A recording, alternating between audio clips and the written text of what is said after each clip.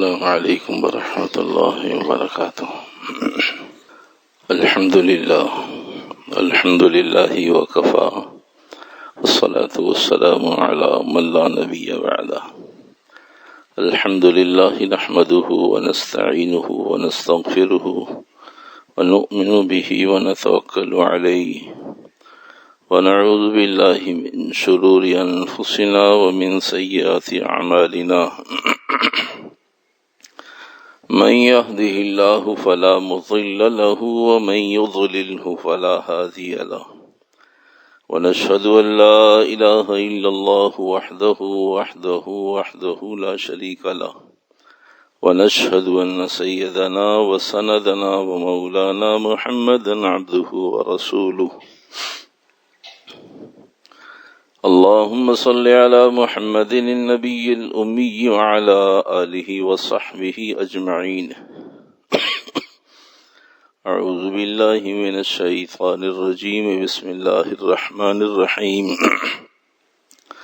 وأطيعوا الله ورسوله ولا تنازعوا فتفشلوا وتذهب ريحكم واصبروا إن الله مع الصابرين۔ صدق الله مولانا العظيم وصدق رسوله النبي الكريم، ونحن على ذلك لمن الشاهدين والشاكرين والحمد لله رب العالمين۔ قرآن حکیم کی آیت 10واں سپارہ سورہ انفال، 46 نمبر آیت، دوسرا رکوع۔ وَأَطِيعُوا اللَّهَ وَرَسُولَهُ وَلَا تَنَازَعُوا فَتَفْشَلُوا وَتَذْهَبَ رِيحُكُمْ وَاصْبِرُوا إِنَّ اللَّهَ مَعَ الصَّابِرِينَ۔ آیت مبارکہ کا تعلق غزوہ بدر کے ساتھ ہے۔ موجودہ حالات دنیا بھر میں فلسطین کا مسئلہ سر فہرست ہے۔ ہر آدمی اپنے تعلق یا اپنے جذبات کا اظہار اپنے الفاظ میں کرتا ہے، جس کو اللہ نے جو سوجھ بوجھ، علم، عمل، فہم و فراست، افہام اور تفہیم عطا فرمایا ہے۔ الغرض المختصر، ہر آدمی، ہر چھوٹے سے چھوٹا مسلمان، ہر بے اختیار سے بے اختیار مسلمان بھی اس کا دل تڑپتا ہے کہ یہ ایک ملک، ایک نظام، ساری دنیا ایک طرف، خود مسلمان بھی اس انداز پر ساتھ دینے کو تیار نہیں جیسے مسلمانوں کو حق ہے، جیسے مسلمانوں کی ذمہ داری ہے کہ وہ ایک مسلمان ملک اور ایک مقدس جگہ کے بارے میں، جس کو لوگوں نے نہیں، جس کو صرف رسول نے نہیں، جس کو خود خدا نے بھی مسلمانوں کی وراثت کہا ہے، اس نظام کے اگینسٹ، اس نظام کی مخالفت میں اللہ کی شان، ساری دنیا کا کفر تو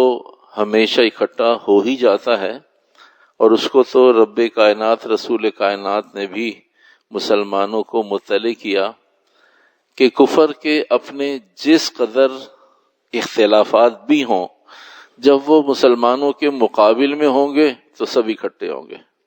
یہ قرآن کہتا ہے، حدیث کہتی ہے، اسلام کہتا ہے، رسول کہتا ہے علیہ الصلوۃ والسلام۔ آپس میں جب تک تمہارے مسائل نہیں ہوں گے، اس وقت تک وہ ایک دوسرے کو مارنے کو تیار ہوں گے، کاٹنے کو تیار ہوں گے، لیکن جہاں تم ان کے مقابل میں آ جاؤ تو وہ اپنے سارے اختلافات کو چھوڑ دیتے ہیں۔ لمحہ فکریہ ہے، اے مسلمانوں، وہ کفر پر اکٹھے ہو سکتے ہیں، تمہارے پاس کیا چیز مانے ہے کہ تم ایمان پر اکٹھے نہیں ہو پاتے؟ وہ کفر کا ساتھ دینے کو، اپنے آپ کو غلط جانتے ہوئے اکٹھے ہونے کو فخر سمجھتے ہیں۔ ہم اپنے آپ کو صحیح سمجھتے ہوئے، ہمارے پاس تو ہمارے رب کا کلام موجود ہے، ہمارے پاس تو نبی کی تعلیمات موجود ہیں، ہمارے پاس تو تاریخ موجود ہے، ہمارے پاس تو انبیاء علیہ الصلوۃ والسلام کے واقعات موجود ہیں، ہمارے پاس تصدیق کے لیے کسی ایک حرف کی بھی کمی نہیں ہے، کسی ایک نقطے کی بھی کمی نہیں. یہاں سب کچھ اور صحیح، یہاں سب کچھ اور حق، سب کچھ اور قرآن حدیث کے مطابق، اور وہاں قرآن حدیث کے مطابق نہیں، انبیاء علیہ السلام کے واقعات نہیں، احکامات نہیں، سوائے ظلم اور تعدی کے، سوائے قتل و غارت کے، سوائے بدماشی کے، سوائے حکم عدولی کے، سوائے خواہشات کے، سوائے زمین کو قبضہ کرنے کے اور کوئی بنیاد نہیں. پھر بھی مسلمان اکٹھے ہوتے نظر نہیں آتے. تو میرے بھائیوں، آیت مبارکہ میں سورہ انفال میں 10ویں سپارے میں دوسرے رکوع میں 46 اور 47 نمبر آیت میں مجھے اور آپ کو آج کے لیے کیا کہا ہے؟ ورنہ تو ہر آدمی اپنی اپنی بولی میں غزہ اور فلسطین کے بارے میں جو جس کے جذبات ہیں، جو جیسے انہیں عملی جامہ پہنا سکتا ہے، جو جیسے الفاظ کی تعبیر کر سکتا ہے، جو جیسے تفہیم، جو جیسے چیزوں کو ڈیلیور کر سکتا ہے، ہر آدمی، ہر مسلمان کر ہی رہا ہے. لیکن میرے رب نے کیا کہا ہے؟ تاکہ اگر چند فیصد مسلمان ابھی بھی متردد ہوں، تردد میں ہوں کہ ہمیں کرنا کیا چاہیے، تو اس واسطے ضرورت محسوس ہوئی کہ جتنی چیزیں پرانی ہوتی ہیں اتنی بوسیدہ ہو جاتی ہیں. اصول بتا رہا ہوں، جتنی چیزیں پرانی ہوتی ہیں بوسیدہ ہو جاتی ہیں. یہ قرآن کی خصوصیت ہے، جتنا پرانا ہوگا اتنا اس میں رنگ اور بڑھے گا. ایسا لگتا ہے جیسے آج تازی آیت اتری ہے، ایسا لگتا ہے جیسے آج ہی کے لیے اور صرف میرے اور آپ کے لیے اتری ہے، صرف ان مسلمانوں کے لیے اتری ہے جو آج بھی بالکل توازن کے ساتھ نیوٹرل زندگی گزار رہے ہیں. اس قدر مسلمانوں کا نقصان ہو جانے کے باوجود بھی وہ کہیں آواز اٹھانے کو تیار نہیں ہے، وہ کہیں اسے محل گفتگو بنانے کو تیار نہیں ہے، وہ کہیں اس ٹاپک کو چھیڑنے کو تیار نہیں ہے.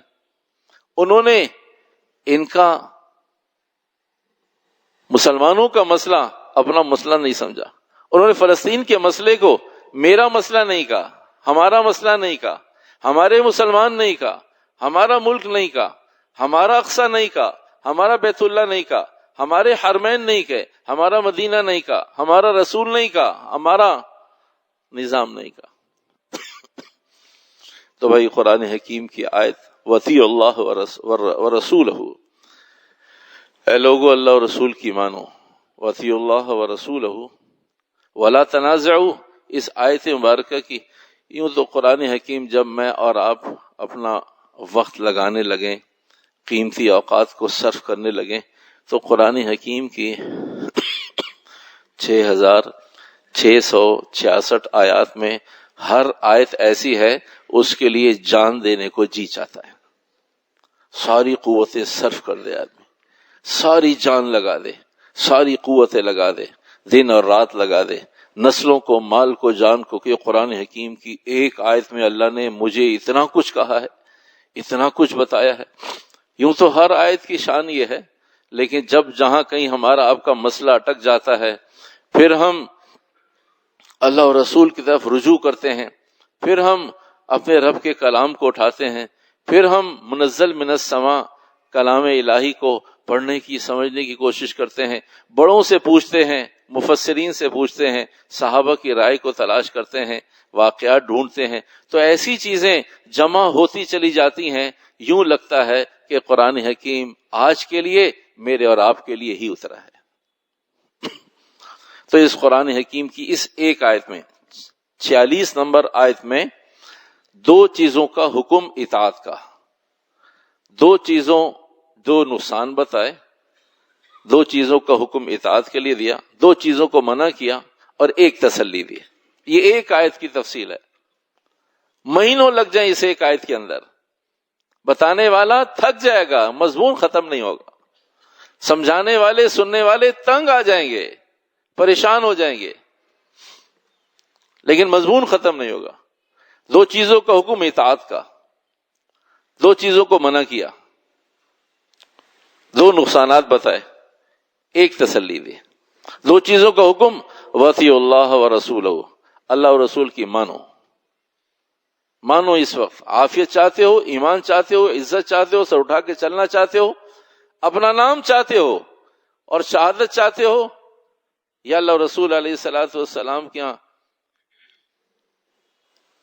کہیں فہرست میں اطاعت اور فرمانبرداری کرنے والوں میں، کہیں شکر گزار بندوں میں، کہیں مطیع اور فرمانبردار بندوں میں اپنا نام چاہتے ہو، اطیعوا اللہ ورسولہ، اس وقت مان لو اللہ اور رسول کی، واطیعوا اللہ ورسولہ، دو چیزوں کا حکم دیا، میری اور میرے نبی کی مان لو، میرے نبی نے جیسے کہا ہے تمہاری عقل میں آئے نہ آئے ایسے مان لو، واطیعوا اللہ ورسولہ۔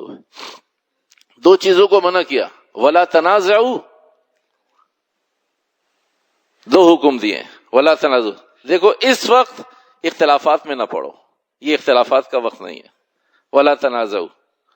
اور کرنا کیا ہے، وَاصْبِرُوا، صبر کرو، برداشت کرو، تحمل کرو، آوازیں بند کرو، زبانیں بند کرو، کام کرو، کام کرو، وَاصْبِرُوا، صبر کے ساتھ، ہمت کے ساتھ، استقلال کے ساتھ، استمرار کے ساتھ جان مارو۔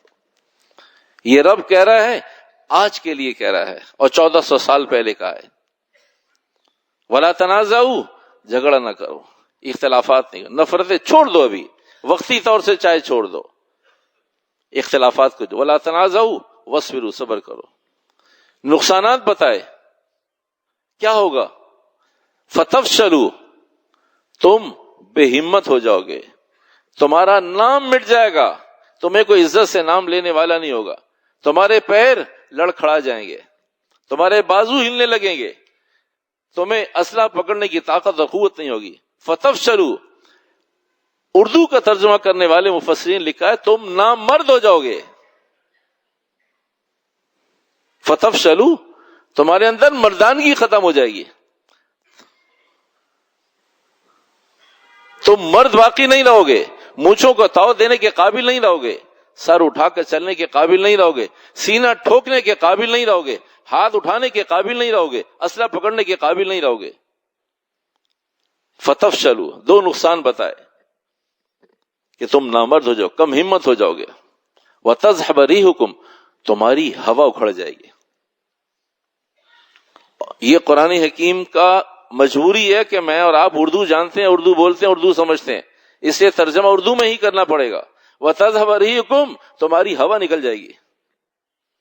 یہ پھونکنے میں سے، بڑے بڑے پھونکنوں میں سے ایک ہول ہو جائے، ایک کہیں سوئی برابر سوراخ ہو جائے، وہ ڈھونڈنا پڑتا ہے وہ پھونکنا گیا کہاں،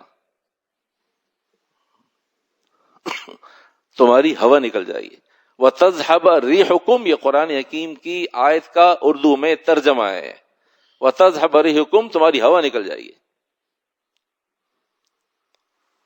اور پھر ایک تسلی دی، ان اللہ مع الصابرین، میں اللہ فرماتے ہیں میں، اے میرے بندو، اے میری مخلوق، اے مجھے اور میرے نبی کو ماننے والو، اے میرے اور میرے نبی کے کلمہ پڑھنے والو، اللہ یقین دلا رہا ہے تم ان کاموں کو کر کے دے دو، میں تمہارے ساتھ کھڑا ہوں۔ ان اللہ مع الصابرین، ان اللہ مع الصابرین۔ انا عربی میں کسی معنی کے اندر شدت پیدا کرنے کے لیے آتا ہے۔ اب کیونکہ عربی ہماری مادری زبان نہیں ہے، ان اللہ مع الصابرین، یقین کرو، یقین جانو، مان لو، قبول کر لو، یہ ترجمہ ہے اس کا۔ ان اللہ مع الصابرین، ارے بھائی مان لو، بھائی تمہاری مہربانی مان لو، ارے بھائی یقین کر لو، ارے بھائی مانو اس بات کو، یقین کرو اس بات پر، دیکھو بھائی شک میں نہ رہو، ان اللہ مع الصابرین، اللہ ہمارے ساتھ ہے، اللہ تمہارے ساتھ ہے۔ یہ قرآن حکیم کی آیت ہے۔ وَأَطِیعُوا اللَّهَ وَرَسُولَهُ، اللہ اور رسول کی مانو۔ عمومی طور سے قرآن حکیم میں جہاں بھی اطاعت اللہ کی ہو، رسول علیہ الصلوۃ والسلام کی ہو، تو وہاں پر عمومی طور سے یا ایھا الذین آمنوا پہلے آتا ہے. یا ایھا الذین آمنوا اطیعوا اللہ واطیعوا الرسول. اے ایمان والو اللہ اور رسول کی مانو. پہلے تسلی دی جاتی ہے ایمان والو. تو کبھی معنی میں شدت پیدا کرنے کے لیے، کبھی احساس اور ادراک اجاگر کرنے کے لیے، کبھی سمجھانے کے لیے، کبھی حالات کو بتانے کے لیے یہ اسلوب قرآن ہے. یا ایھا الذین آمنوا اس آیت سے پہلے نہیں، یہ آیت شروع ہی واطیعوا اللہ ورسولہ سے ہو رہی ہے. اس سے پہلے والی آیت ختم ہو گئی. یا ایھا الذین آمنوا نہیں ہے یہاں پر واطیعوا اللہ ورسولہ کا. اتنے حالات خراب ہیں کہ یا ایھا الذین آمنوا کے بغیر بھی واطیعوا اللہ ورسولہ مانو، اس لیے کہ ایمان والے اللہ اور رسول کی اطاعت کرتے ہیں، اور اطاعت کرنے والے ہی تو ایمان والے ہوتے ہیں. تو یہاں پر یا ایھا الذین آمنوا کو بھی ذکر نہیں کیا. کہ مسائل اس قدر خراب ہو گئے ہیں، حالات اس قدر خراب ہو گئے ہیں، مسلمان اس قدر اذیت اور تکلیف میں آ گیا ہے، اور مسلمانوں پر حال اتنا خراب ہو گیا. واطیعوا اللہ ورسولہ مانو، اس وقت ماننے کی ضرورت ہے، قبول کرنے کی ضرورت ہے. واطیعوا اللہ ورسولہ. تو یا ایھا الذین آمنوا بھی نہیں ہے. ہم اردو میں ان چیزوں کو سمجھ رہے ہیں تو ہمارے اندر ایک جذبہ پیدا ہوتا ہے. جن کی مادری زبان عربی ہے ان کی کیفیات کیا ہوتی ہوں گی، اور اس کیفیات کے بعد کیوں ان کا حرقہ اندر کا جوش کام نہیں کر رہا. جن کے بڑوں پر یہ قرآن اترا ہے، جن کے بڑوں نے اس قرآن کو اترتے ہوئے دیکھا ہے، اور وہ خون صحابہ کو ان کے اندر دوڑ رہا ہے، نسل در نسل وہ صحابہ کا خون ان کے اندر دوڑ رہا ہے. ہم اردو میں سمجھا کر پریشان ہیں، کیفیات کا اظہار نہیں کر پاتے. واطیعوا اللہ ورسولہ مانو، اس وقت صرف ماننے کے علاوہ کوئی حل نہیں ہے. اور اللہ نے کہا ہے تو تمہیں اس کو اینالائز کرنے کی ضرورت نہیں ہے، اسے کنگھالنے کی ضرورت نہیں ہے، اسے تمہیں کسوٹی پہ پرکھنے کی ضرورت نہیں. پتہ نہیں میرے رب نے حکم صحیح دیا غلط دیا، کرنا چاہیے نہیں کرنا چاہیے، فائدہ ہے یا نقصان ہے. واطیعوا اللہ ورسولہ مانو. یہ آیت شروع یہاں سے ہو رہی ہے. اس سے پہلے یا ایھا الذین آمنوا نہیں ہے. واطیعوا اللہ ورسولہ. ایمان والو اس وقت مانو. اللہ کیا مانے؟ اللہ قرآن حکیم تو قیامت کی صبح تک کے لیے ہے. کیا مانے آپ کی اور آپ کے نبی کی؟ کیا مانے؟ وَلَا تَنَازَعُوا فَتَفْشَلُوا. وَلَا تَنَازَعُوا، نفرتوں کو، جھگڑوں کو، آرگومنٹ کو، رائے قائم کرنے کو، آوازوں کو اونچی نیچے کرنے کو، اختلافات کو آگ لگا دو. اگر اس وقت بھی تو پھر ایک ایک کر کے کبھی ایک ایک آدمی اور کبھی ایک ایک ملک ذبح ہو جائے گا. یہ قرآن کہہ رہا ہے. وَلَا تَنَازَعُوا، نفرتوں کو چاہے وقتی طور سے چھوڑ دو. اللہ کو دکھا دو کہ اللہ نہیں، نفرتیں ختم، اختلافات ختم، مسائل ختم، نوک جھوک ختم، برا بھلا کہنا ختم، تیری نافرمانی ختم. اے اللہ آگا اطاعت پہ. واطیعوا اللہ ورسولہ. وَلَا تَنَازَعُوا، اختلافات چھوڑ دو. اور اگر تم باز نہ آئے اور تمہاری اختلافات جوں کے توں رہے،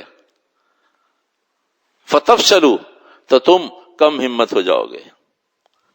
تمہاری طاقت چھین لیں گے، تمہاری قوت چھین لیں گے، تمہارا ادراک چھین لیں گے، تمہارے صحیح فیصلے چھین لیں گے. آج یہ ہو رہا ہے. چھن گیا ہمارے ہاتھوں سے ہمارے فیصلے. ہمیں نہیں معلوم کہ اس وقت ہمیں پاک پانی سے وضو کرنا ہے یا ناپاک سے بھی کام چلے گا. ہمیں نہیں معلوم ہمارا وضو ہے بھی یا نہیں، کل چلے گی نماز. ہمارے فیصلوں کی صلاحیت ختم ہو گئی ہمارے پاس سے. ہم نے اختلافات کو نہیں چھوڑا. وَلَا تَنَازَعُوا، ہم اپنے جھگڑوں میں، اپنے مفادات میں لگے رہے. فَتَفْشَلُوا، ہم کم ہمت ہو گئے. اب ہم میں سے ہر آدمی کو خوف ہے. بولنے والے کو بولنے کا خوف ہے، سننے والے کو سننے کا خوف ہے، لکھنے والے کو لکھنے کا خوف ہے، فیصلے والے کو فیصلے کا خوف ہے، ہاں کہنے والے کو ہاں کا خوف ہے، نہ کہنے والے کو نہ کا خوف ہے. فَتَفْشَلُوا، پوری قوم، پوری انسانیت بے ہمت ہو گئی. وَتَذْهَبَ رِيحُكُمْ، ہوا اکھڑ گئی، ہوا نکل گئی. ہوا نکلتے ہی جھاگ کی طرح آدمی بیٹھ گیا. کرنا کیا ہے؟ وَاصْبِرُوا وَلَا تَنَازَعُوا، اختلافات کو چھوڑنا ہے، اختلافات کو چھوڑنا. وَاصْبِرُوا، برداشت کرنا ہے، صبر کرنا ہے، تحمل کرنا ہے. اللہ یہ سارے کام ہو گئے، اطیعوا اللہ و رسولہ بھی ہو گیا، ولا تنازعوا اختلافات بھی چھوڑ دیے، واصبروا صبر کو بھی اختیار کر لیا، کہا اب میں تمہارے ساتھ کھڑا ہوں، بتاؤ میں تمہارے ساتھ ہوں یا نہیں؟ اللہ نظر نہیں آ رہا کہاں کھڑے ہیں؟ اے میرے بندے جب میں کھڑا ہوتا ہوں تو پھر نظر آنے کی ضرورت نہیں ہے، پھر حالات بتاتے کہ میں تمہارے ساتھ ہوں، پھر تمہیں نظر آنے کی ضرورت نہیں ہے۔ ان اللہ مع الصابرین۔ میرے محترم، قرآن حکیم کی اس آیت نے چند منٹ میں شان نزول بتاتا ہوں تاکہ انوائرمنٹ سمجھ میں آ جائے۔ بدر کا موقع ہے، 313 لٹے پٹے، کمزور ضعیف، کھانے کو نہیں، پہننے کو نہیں، رہنے کو نہیں، ضروریات کے لیے نہیں، ہتھیار نہیں، گھوڑے نہیں، اونٹ نہیں، اسباب نہیں، کچھ نہیں، سوائے اللہ کے کچھ نہیں۔ ان اللہ مع الصابرین، سب کچھ کے باوجود ان اللہ مع الصابرین، اللہ ہم نے کر تو دیا، وَأَطِيعُوا اللَّهَ وَرَسُولَهُ، نبی نے کہا آ جاؤ، ہم آ گئے، کچھ نہیں ہے کہا آ جاؤ، کہا تمہاری اس وقت جان چاہیے، جان۔ اللہ کے نبی کچھ نہیں ہے، کہا کچھ نہیں چاہیے، تم چاہیے۔ وَأَطِيعُوا اللَّهَ وَرَسُولَهُ، اللہ اور رسول کی مان کے، جس کے پاس جو پہنا ہوا تھا وہ آ گیا، جس کے پاس جو لٹکا ہوا تھا وہ آ گیا، جس کے ہاتھ میں جس کی لگام تھی وہ آ گیا، بغیر لگام والا بھی آ گیا، بغیر ہتھیار والا بھی آ گیا۔ وَأَطِيعُوا اللَّهَ وَرَسُولَهُ وَلَا تَنَازَعُوا، چھوڑ دیا سب کچھ، کوئی اختلافات نہیں ہے۔ وَاصْبِرُوا، صبر کر لیا، مان لیا، اللہ رسول کی بات مان لی۔ کہ اب ہم، بدر والے کہتے ہیں ہم اپنی آنکھ سے دیکھتے تھے ان اللہ مع الصابرین، ہم نہیں مان رہے، ہمارا رب، ہم ابھی 2 قدم دور ہوا کرتے تھے اور گردن وہاں جاتی تھی۔ کہ اللہ یہ کیا ہو رہا ہے؟ کہ تم نے ہماری بات مانی، ہم نے تمہاری بات مانی۔ کہ تم چاہتے ہو کہ تم ہماری نہ مانو اور ہم تمہاری مانے؟ تم مخلوق ہو یا ہم مخلوق ہیں؟ تم خالق ہو یا ہم خالق ہیں؟ تم ہماری نافرمانی پر ہمیں اپنے ساتھ کھڑا دیکھنا چاہتے ہو؟ ہم فرشتے نافرمانی پر بھیجتے، حکم عدلی پر بھیجتے؟ ان اللہ مع الصابرین۔ مسلمان 313 ہزار کا لشکر، لشکر جرار، یہاں کچھ نہیں لیکن اللہ، وہاں سب کچھ لیکن اللہ کی مدد نہیں۔ ابو سفیان نے کہا کہ میں اس لائن کا آدمی ہوں، ابو جہل سے کہا کہ تم بدر کی طرف رخ مت کرو، ٹھیک ہے تمہارے پاس 1000 لوگ ہیں، ہتھیاروں والے لوگ ہیں، وہاں 313 ہیں اور بیچارے کمزور ضعیف لوگ، ہمیں معلوم ہے ان کے پاس ہتھیار کہاں سے آئے، وہ ہتھیار والے لوگ نہیں ہیں، وہ مار دھاڑ والے، قتل و غارت والے لوگ نہیں، ان کے نبی نے انہیں خون سے روکا ہے، خون میں ہاتھ رنگنے کو ان کے شوق سب ختم کر دیا، وہ مسلمان ہونے سے پہلے اب ان کے شوق نہیں ہے۔ کہا اس سب کے باوجود میں تمہیں منع کرتا ہوں، ابو سفیان نے ابھی مسلمان نہیں تھے، کہ وہاں مت جاؤ۔ کہا میں وہاں جاؤں گا ابو، یہ مفسرین نے عربی عبارت کا ترجمہ لکھا ہے، مفسرین لکھا ہے ابو جہل نے کہا میں بدر جاؤں گا، گانے والی عورتیں میرے ساتھ ہیں، یہ مجھے گانے بجانے والی عورتیں ساتھ ہیں، یہ گانے گا کر بجا کر مجھے خوش کریں گی، شراب اور کباب وہاں پر بدر کے میدان میں ہوگا، 3 دن تک اونٹ ذبح کروں گا، قبائل کو وہاں دعوت دوں گا کہ تمہاری ضیافت وہاں ہے، مسلمانوں کی بھی اور سارے قبائل کی بھی ہوا نکل جائے تاکہ انہیں یہ احساس ہو جائے کہ آئندہ کبھی بھی قریش سے اور ابو جہل کے لشکر سے کبھی سامنا نہیں کرنا، اور یہ یادگار کا دن ہوگا۔ یہ ابو سفیان سے ابو جہل بدر میں پہنچنے سے پہلے کہہ رہا، ابو سفیان نے کہا مت جاؤ، مجھے حالات اچھے نظر نہیں آتے، میں اس لائن کا آدمی ہوں۔ کہا یہ ساری چیزیں چاہیے، کباب شراب بھی چاہیے، گانے بجانے والی عورتیں میرے ساتھ ہیں، وہاں پہنچ کر میں مجلس قائم کروں گا، 3 دن تک اونٹ ذبح کروں گا، یہ سارے کام میری گھٹی میں پڑے ہیں، جب تک میں ایسا نہ کروں تو بدر اور بدر والوں کو زندہ نہیں رہنے دوں گا، اور یہ یادگار دن ہوگا، لوگ یاد کریں گے، قیامت تک یاد کریں گے لوگ کہ یہ بدر کا کوئی دن تھا، مسلمانوں کا کیسے بوٹی بوٹی ابو جہل نے اس کے لشکر نے کر دیا۔ اللہ کی شان، رب کا نظام چلا، جو کچھ کہا تھا اللہ نے سب کچھ سچ کر دکھایا۔ قبولیت کا وقت تھا، بوٹیاں بھی ہو گئی لیکن نہیں معلوم کس کی بوٹیاں ہوئی۔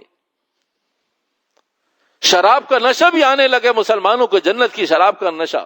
جب بدر کے میدان میں آج بھی کوئی جاتا ہے، ایصال ثواب کرتا ہے 313 کے لیے اور اپنی آنکھوں کو ٹھنڈا کرتا ہے، تو آج بھی وہ جنت کی شراب کا مزہ آج تک آ رہا ہے. بات اس کی ٹھیک ہو گئی لیکن اس کے خلاف چلی گئی. عبداللہ بن مسعود فرماتے ہیں حضور علیہ الصلوۃ والسلام نے فرمایا بدر کا میدان ٹھنڈا ہو گیا، مسلمانوں کو اللہ نے فتح دے دی. جنہیں قتل ہونا تھا، جنہیں شہید ہونا تھا، جن کا خون زمین پر بہنا تھا، جن کا خون رکنا تھا، سب کچھ ہو گیا. آپ نے فرمایا ابو جہل کو ڈھونڈو، کہاں ہے؟ ڈھونڈو ابو جہل کو. صحابہ ڈھونڈے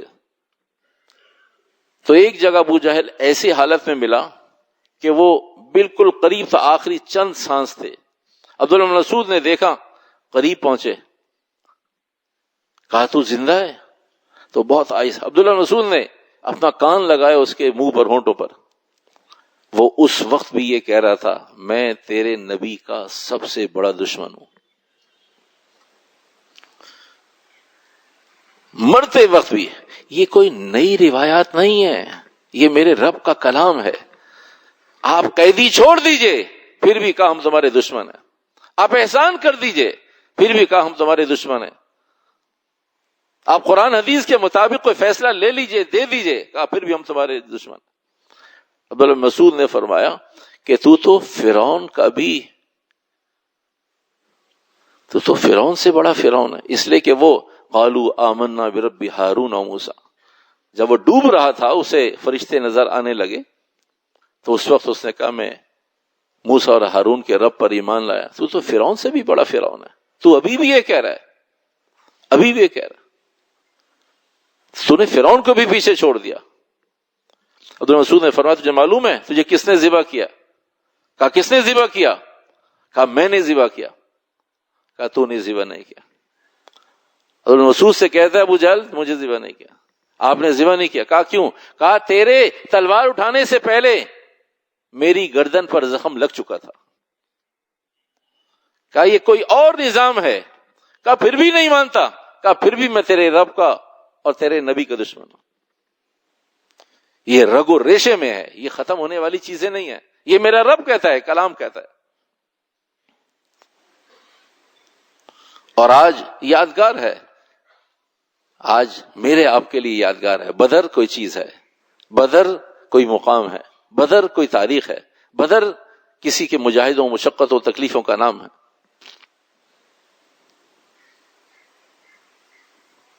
میرے محترم، یہ بدر اللہ نے میرے آپ کے لیے اتاری ہے، مجھے اور آپ کو سمجھانے کے لیے اتاری ہے.